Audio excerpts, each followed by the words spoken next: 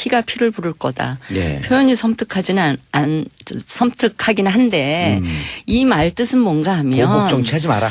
정치 보복의 악순환을 염려를 하는 거죠. 예. 이 정권, 이 정부도 임기 5년입니다. 앞으로 한 3, 4년 후면 레임덕 들어갈 거고 전 정권이 됩니다. 예. 그런 상황에서 우리 지난 뭐 10수년, 20년 넘게 계속 정치 보복이 예. 이루어지는 걸 보면서 이거는 좀 아니다. 이게 우리 정치 문화를 한 걸음도 퇴행시킨다. 못 가게 하는 중요한 요인도 되기 때문에 아니 저는 개인적으로 과거의 적폐는 청산이 돼야 된다고 생각을 해요. 그게 개혁이니까요. 그렇지만 적폐 청산 혹은 개혁이라는 이름으로 과도한 이런 걸 하게 되면 결국은 그게 정치 보복이 되는 거고 그 후일에 또 다른 보복을 불러오는 그런 악순환이 계속이 될 거니까 이번 이 상황에서 뭐 댓글이 됐든 블랙리스트 관련 건이 됐든 철저하게 자료가 나오면 그거에 의거해서 현행법대로 처리를 하면 되고요. 그걸 과도하게 이 국민들이 보기에 제가 아까 얘기했잖아요. 목표점을 찍어놓고. 팩트보다 어떻게 인식되느냐가 중요하니까 국민들 눈에 저거는 좀 과도하다. 아하. 저거는 이 감정이 밑바닥에 깔려 있구나라는 생각을 하게 되면 저는 그것도 성공하지 못하고 이건 적폐청산이 아니라 결국은 정치 보복으로 국민들한테 인식될 수가 있으니 그런 점을 좀 유념해서 저는 이 정부는 정말 촛불혁명에 의해서 탄생됐다고 늘 강조를 하시잖아요. 그러니까 이런 정치 보복의 악순환은 좀 끊어내는 그런 새로운 뭔가를 좀 마련하는 정부가 됐으면 좋겠다. 알겠습니다. 그런데 경계가 이제 애매모호한 순간들이 와요. 네. 자, 국정원 정치 개입한 거 잘못됐다. 그리고 이거 문제 있다라고 하는 분에 동의를 하는데 쭉 수사를 하고 수사 의뢰했잖아요. 수사를 갖고 들어갔는데 전 대통령이 직간접적으로 개입한 정말 이러면 이게 아니 근데 그것도요. 마냥 뭐 나온다? 대통령이 직접 지시를 했겠어요. 아니면 문서로 뭔가 그걸 했겠어요. 저는 그랬다고 생각은 안 하고요. 그러니까 그렇게 됐는데 조사를 있으면 조사하고 수사를 하지만 그런 게 없는데도 고소고발을 해서 검찰청 포토라인에 세우는 그거를 목표로 망신주기를 하는 이런 거는 좀 지양했으면 좋겠다. 그게 목표로 갔으면 그러니까 뭐 이게 특정한 걸 목표를 두고 이렇게 하는 거는 표적하는 식으로 하는 거는 좀 그거는 나중에 국민들도 별로 동의하지 않을 자, 윤서원님. 문재인 대통령 지지율이요. 3주 계속 하락했고 60대 중반까지 갔다가 방금 오늘 조사한 갤럽 조사에서 70%대를 다시 회복했어요. 그러니까 안보 리스크 때문에 계속 떨어지고 박성진 장관 후보대로 떨어지다가 다시 회복됐거든요. 해외 나가면 늘 회복은 돼요. 그래요? 근데 자, 이 댓글 문제. 지금 진수 의원님 말씀도 일리가 있고. 목표를 찍어놓고 정치보복하는 인상을 주면 안 되겠다. 어떻게 보세요? 목표를 찍어놓고 정치 보복을 하면 안 되겠죠. 그렇게 생각하는 사람들이 문제죠. 피가 피를 부를 거다? 저는 그렇게 썸뜩한 단어 사용하지 않습니다. 약간 제가 세기는 해도 저는 이렇게 말하고 싶습니다. 죄를 지은 사람은 분명히 벌을 받아야 된다. 그리고 이명박 전 대통령이라는 부분에 아까 댓글이고 모든 부분들이 같이 얽혀 있는 거지 이명박 전 대통령을 타겟팅해서 넣기 위해서 한 거 아니라 그 과정에서 다 나왔다는 거고요. 예를 들면 박원순 제안 문건이라고 이렇게 해서 고소고발했잖아요. 아니 세상에 문건 제목이 박원순 제안 문건이 뭡니까 문건도. 뭐 유도에 꺾기 들어갔습니까 지금? 나는 정말 이 천박한 이런 부분들하고요. 또 하나는 저는 이런 여러 가지 의혹들이 된 부분에서는 제일 먼저 지금 저는 이명박 대통령에 대한 출국 금지 시켜야 돼요. 그거 조치해야 됩니다. 왜냐하면 이런 것들 다 밝혀야 되니까. 그리고 특히 기종을 조심할 필요가 유의할 필요가 있어요. 기종? 747 기종을 그 공약으로 내걸었잖아요 옛날에. 그 747 그 비행기 그 보잉 747 그 부분을 유심히 살펴볼 필요가 있습니다. 출국 금지. 윤 의원님 무슨 출국 금지를 합니까? 출국을 하셔도 안 돌아오신다는 겁니까? 그 말씀이 너무 좀 과하셨어요. 예, 제가 그 박원순 시장님 누구시죠? 저는 더불어민주당의 아름다운 이재정입니다. 예. 그 고소고발을 하는 기자회견을 하던 당시 아침에 함께 있었는데요. 예. 그러니까 더불어민주당의 제가 적폐청산위원회 위원이거든요. 그리고 박원순 시장님께서 개별적으로 이제 고소고발을 하시는 거고 피해자로서 고소고발을 하시는 거고 저희 당에서도 관련된 내용 이제 국정원에서 나온 사실들을 바탕으로 해서 고발을 준비 중이었는데요. 저희는 이명박 대통령을 피고소인으로 피고발인으로 하진 않았습니다. 다만 박원순 시장님께서는 할 만한 충분한 이유가 있었던 것이 당시에 블랙리스트 블랙리스트 지금 저희 뉴스를 달구고 있잖아요. 그 블랙리스트가 VIP한테 보고됐다라는 내용이 문건에 나옵니다. 근데 그 당시에 시장이지도 않았던 박원순 리스트가 같이 관리가 됩니다. 그랬기 때문에 박원순 시장에 대한 것도 VIP에게 보고되었을 개연성이 있는 거죠. 그래서 피고소인에 포함을 시킨 겁니다. 저희는 공당으로서 이게 정치쟁점으로 비화될까 봐 저희 당에서는 피고발인으로 넣지 않겠다고 했는데 박원순 시장님으로서는 법률 검토의 결과 뺄 수가 없는 상황이었다는 거를 일단 말씀을 드리겠습니다. 그런데요. 그 제안 문건을 보면 2009년 6월에 시민사회운동단체에서 뭘 하려고 그러다가 그게 취소가 돼요? 네네. 그러니까 박원순 시장이 그때 시장이 아니었었어요? 주간경향에서 보도하고 그러면서 근데 국정원이 나를 사찰하고 있다. 나를 불이익을 주고 있다. 하니까 국정원이 명예훼손을 또 고소를 했단 말이에요. 예, 맞습니다. 그때 시장도 아니었던 박원순 예.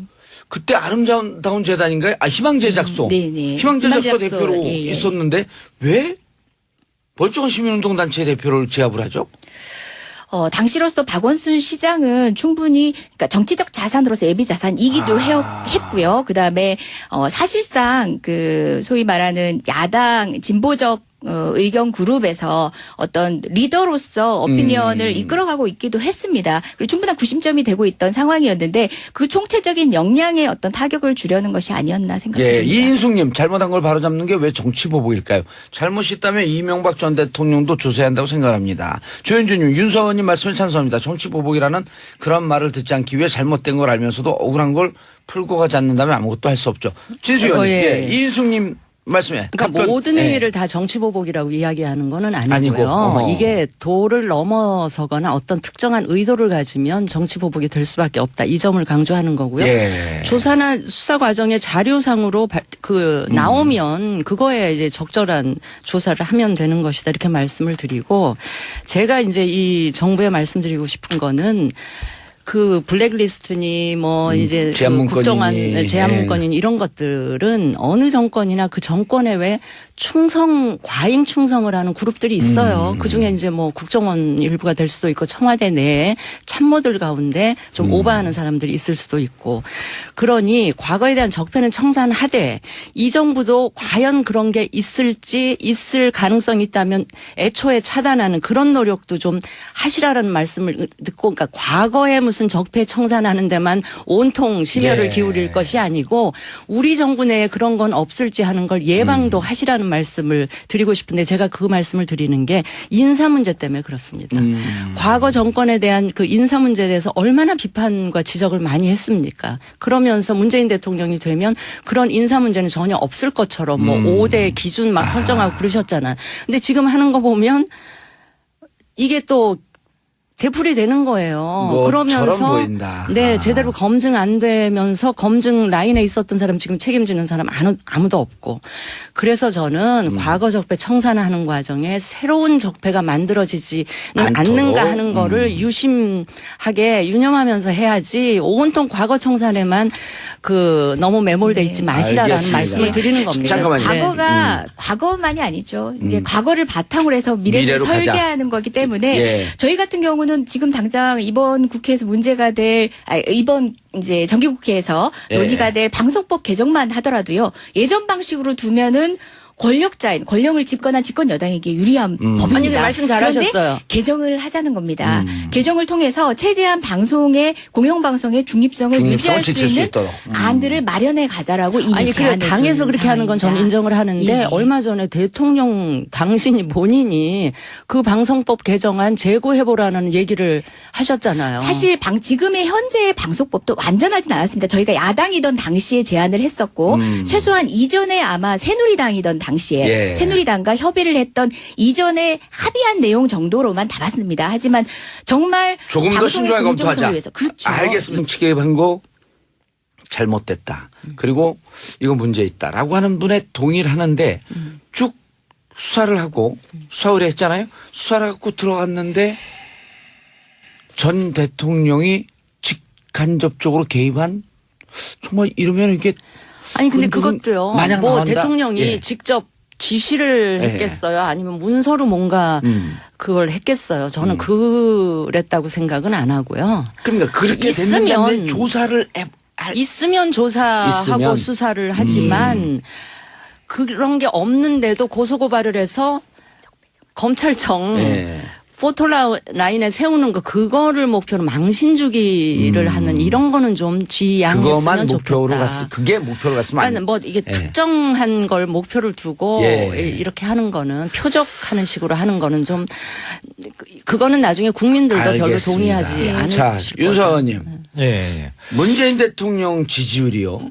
네. 3주 계속 하락했고 60대 중반까지 갔다가 방금 오늘 조사한 갤럽 조사에서 70%대를 다시 회복했어요. 그러니까 안보 리스크 때문에 계속 떨어지고 박성진 장관 후보대로 떨어지다가 다시 회복됐거든요. 네. 해외 나가면 늘 회복은 돼요. 아, 그래요? 근데 네. 자, 이 댓글 문제 네. 지금 진수 의원님 말씀도 일리가 있고 네. 목표를 찍어놓고 정치보복하는 인상을 주면 안 되겠다. 네. 어떻게 보세요? 목표를 찍어놓고 정치 보복을 하면 안 되겠죠. 그렇게 생각하는 사람들이 문제죠. 피가 피를 부를 거다? 저는 그렇게 썸뜩한 단어 사용하지 않습니다. 약간 제가 세기는 해도 저는 이렇게 말하고 싶습니다.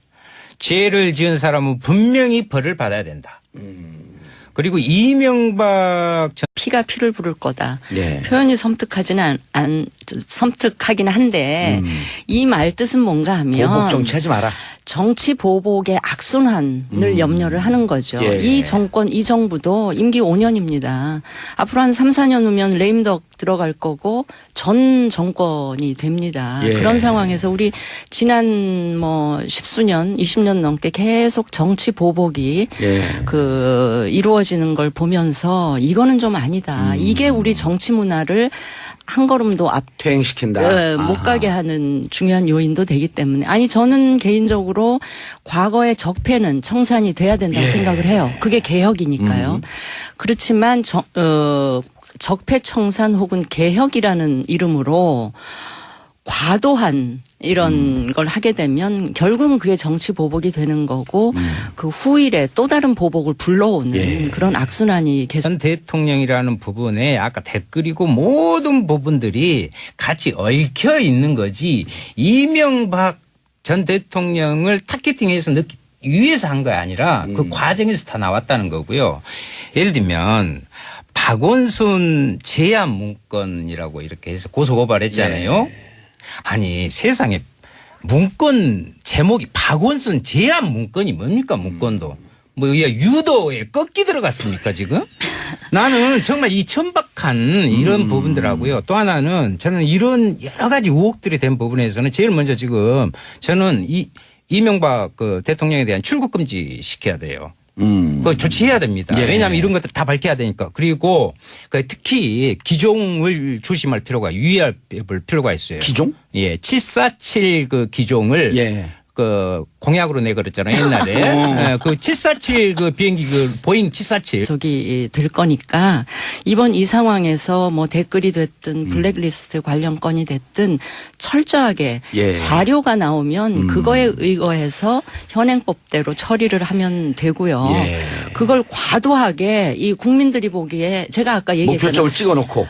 팩트보다 어떻게 인식되느냐가 중요하니까 국민들 눈에 저거는 좀 과도하다. 아하. 저거는 이 감정이 밑바닥에 깔려 있구나라는 생각을 하게 되면 저는 그것도 성공하지 못하고 이건 적폐청산이 아니라 결국은 정치 보복으로 국민들한테 인식될 수가 있으니 그런 점을 좀 유념해서 저는 이 정부는 정말 촛불혁명에 의해서 탄생됐다고 늘 강조를 하시잖아요. 그러니까 이런 정치 보복의 악순환은 좀 끊어내는 그런 새로운 뭔가를 좀 마련하는 정부가 됐으면 좋겠다. 알겠습니다. 생각을 그런데 해요. 경계가 이제 애매모호한 순간들이 와요. 네. 자, 국정원